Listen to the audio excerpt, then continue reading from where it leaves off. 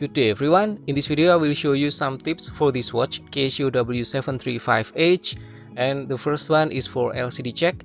You can press 3 buttons at the same time, adjust, mode and start like this, and we will see this LCD check screen, and then push the start button to move to the next check screen, and then again, and yes, now return to the timekeeping mode. Okay, next we can return to the timekeeping mode from any mode by press and hold this button, the mode button. So for example, if I'm moving to the timer mode, we can press and hold the mode button and it will change to the timekeeping mode without the need to move to other modes. Okay, next is the alarm sound check, and to do that you need to move to the alarm mode, this one, and then press and hold this split button, and the watch will give a beep sound. Okay, but you'll need also to press this button 3 more times to return to the previous setting.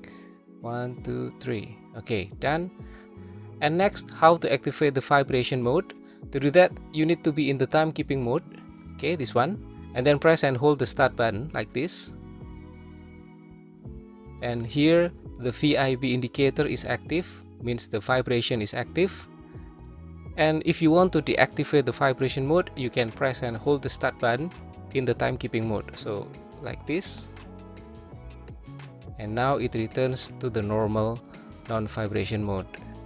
The next tip is auto start for the stopwatch, and let's move to the stopwatch mode, this one.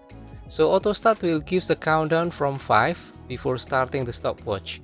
For example, this is already active. I press the start button, it will count 5, 4, 3, 2, 1, and then start. Okay, let me stop and reset. And yeah, you can activate or deactivate the auto start by pressing the split button when the stopwatch is in the 0 state, like this one. So it will be, this one is not active, and then if I press again the split button, it will be active.